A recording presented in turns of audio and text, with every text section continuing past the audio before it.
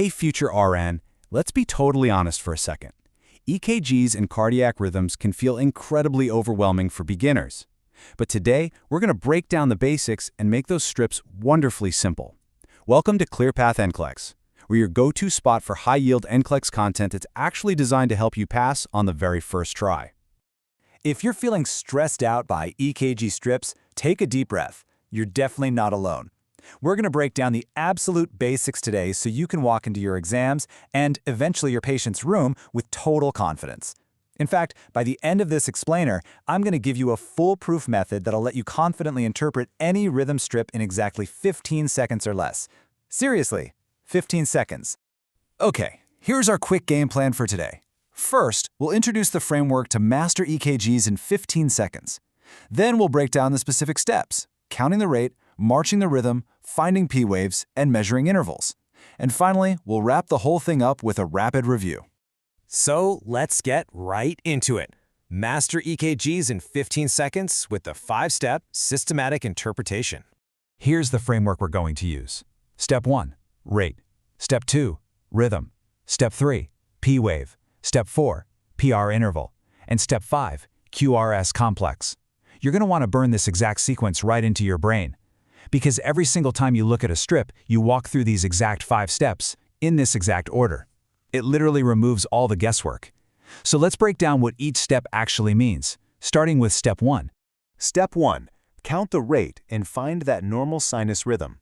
Now, the absolutely crucial thing to remember here is 60 to 100. A normal sinus rhythm is always going to be between 60 to 100 beats per minute. Anything less, it's too slow. Anything more, too fast. So how do we actually figure out if our patient falls into this beautiful 60 to 100 sweet spot without spending forever counting tiny little boxes? Well, here is an incredibly simple trick. All you have to do is count the R peaks on a standard 6-second strip and then multiply by 10. That's literally it. So what's an R peak? They're just those tall, sharp, upward spikes you see across the EKG. Imagine pointing your finger at the strip and just counting your spikes. 1, 2, 3, 4, 5, 6, 7, 8. Okay, so you have 8 R peaks. Multiply that 8 by 10, and boom, your heart rate is 80. And since 80 falls perfectly right between 60 and 100, you instantly know your rate is completely normal. Moving right along, Step 2. March the rhythm and check for even spacing. For this step, we use a really cool technique called marching it out. And don't worry, you don't need any fancy calipers or complex math for this. You literally just grab a blank piece of scrap paper. Place the straight edge of that paper right along your EKG strip. Then, take your pen and make a little mark on your paper exactly where the first R peak is. Then make another mark right where the second R peak is. Now you've captured the exact distance between 2 heartbeats right there on your scrap paper. Next, just slide that piece of paper slightly to the right. Does that exact same spacing line up perfectly with the third R peak and the fourth? You're basically just marching it out, moving the paper across the strip. Those R peaks should fall right on your pen marks every single time. If they do, your rhythm is perfectly regular. Awesome. Step 3. Find the P waves, which represent the atrial contraction. I absolutely love this visual. I call these choo-choo trains.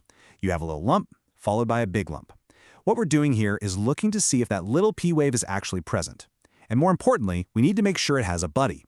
It has to be married to the QRS complex, which is that big spike we just talked about. Think of it strictly as the buddy system. We need one little P wave directly followed by one big QRS complex every single time. A little lump right before the big lump. So if your choo-choo train has its engine, the little lump, securely attached to its big boxcar, the big lump, you are in great shape. Almost there. Steps 4 and 5. Measure the intervals, specifically the PR interval and the QRS complex. Let's compare these two intervals. First up, Step 4, the PR interval. This basically measures the time it takes between the atrial contraction and the ventricular contraction.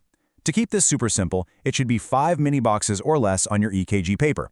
If you want to get really fancy with the clinical terms, that equates to between 0.12 and 0.20 seconds. But visually, just count the tiny boxes, 5 mini boxes or less. Then, we compare that to Step 5, the QRS complex. This one should be about 3 tiny boxes, or basically 0.12 seconds. Notice the difference there? The PR interval can be up to 5 boxes long, but the QRS must be much narrower at around 3 boxes. Let's zero in on that QRS complex for just a second, because it represents our big ventricular contraction. It must be present, upright, and tight. You want to see it there, you want it pointing upwards, and most importantly, it should never, ever be wide. It needs to be tight. Remember our measurement from just a second ago? Just about 3 tiny boxes. If it's wide and sprawling all out across the paper, we definitely have a problem. But if it's tight, upright, and present right after its P-wave buddy, you're looking at a great ventricular contraction. You're doing amazing. Now, let's wrap up with the 5-step rapid review, tying it all together. Let's run through it quickly and confidently one last time. Step 1, rate. We want 60 to 100. Remember the trick? Count the R peaks and multiply by 10. Step 2, rhythm. March it out. Grab that scrap paper and check for perfectly even spacing. Step 3, P-wave, the body system. Look for that choo-choo train, one little lump married to every big lump. Step 4, PR interval, 5 mini boxes or less. And finally, Step 5, QRS, present, upright, and tight, measuring just about 3 tiny boxes. If you just jot down these 5 bullet points, you'll literally have everything you need. Master these basics, stick to your 5 steps, and you'll feel completely confident with every single EKG strip you see on the NCLEX. You've totally got this.